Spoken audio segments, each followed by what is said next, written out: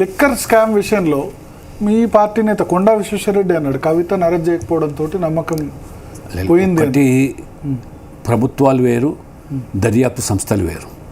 దర్యాప్తు సంస్థల్లో నేరుగా ప్రభుత్వం జోక్యం చేసుకోలేదు. జరుగుతున్నటువంటి అవినీతి పట్ల పార్టీ నాయకులు ఆశించడం కోరుకోవడంలో తప్పులేదు. అరెస్టు జరుగుతుంది, జరగాలని కోరుకోవడం.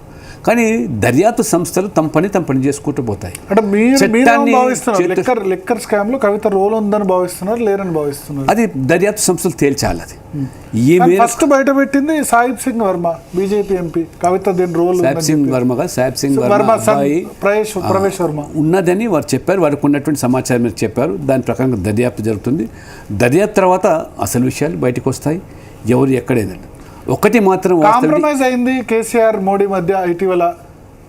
అందుకనే కేసీఆర్ బీజేపీని విమర్శించకుండా నిర్మల్ సభలో లేదా మిగతా నాయర్ కర్నూలు సభలో కాంగ్రెస్ను విమర్శిస్తున్నారు.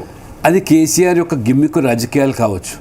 ఎందుకంటే ప్రభుత్వానికి ఉన్న వ్యతిరేక ఓట్లలో చీలిక వస్తే దాన్ని లాభపడతా అని చెప్పి ఆశిస్తున్నాడు. కాబట్టి ఇవాళ బీజేపీ ఎదిగిపోతున్నది. ఏ ఎన్నికలైనా బీజేపీ గెలుస్తూ ఉన్నది.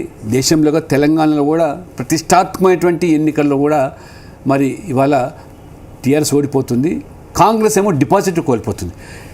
కాంగ్రెస్ సిట్టింగ్ సీట్లో కూడా డిపాజిట్ కోల్పోయే ఉదంతం వచ్చిందంటే ప్రజలు బీఆర్ఎస్ని ఎదుర్కొనేటువంటి ఒక ధీటైన ప్రత్యామ్నాయంగా బీజేపీని గుర్తిస్తున్నారు. కాబట్టి బీజేపీ మనకు ఇవాళ ఒక రాజకీయంగా సవాల్గా మారింది. కాబట్టి ఏదో కాంగ్రెస్ను మచ్చిక చేసుకోవడానికి కాంగ్రెస్ను కానీ మరి మొన్నటి వరకు ప్రధానమంత్రిని వాళ్ళందరినీ తిట్టాడు కదా కేసీఆర్, ప్రెస్ మీట్లు పెట్టి. అది మీరు కేసీఆర్ సడన్గా ఎందుకు ఆపేశాడు కర్ణాటక ఎలక్షన్స్? అది మీరు కేసీఆర్ని అడగాల. కానీ బీజేపీలో ఎక్కడ కూడా రాజకీయంగా ఈ ప్రభుత్వాన్ని ఉపేక్షించడం, మోదీని గారి నుంచి మొదలుకుంటే అమిత్ షా గారు, జేపీ నడ్డా గారు ఏ రకంగా ఇవాళ ఈ అవినీతి ప్రభుత్వం, ఈ కుటుంబ పాలన సహించే ప్రసక్తి లేదని ఇవాళ తెలంగాణ వచ్చినప్పుడు కాదు, ఇతర రాష్ట్రాల్లో ఢిల్లీలో మాట్లాడిన సందర్భాల్లో అనేక సందర్భాల్లో కూడా మొత్తం ఈ దేశంలో అత్యంత అవినీతి పాలన తెలంగాణలో జరుగుతుంది. తర్వాత ఈడీ లేకపోతే ఐటీని ఉపయోగించుకొని దారిలోకి తెచ్చుకునే ప్రయత్నం వరకు మాత్రమే చేశారు.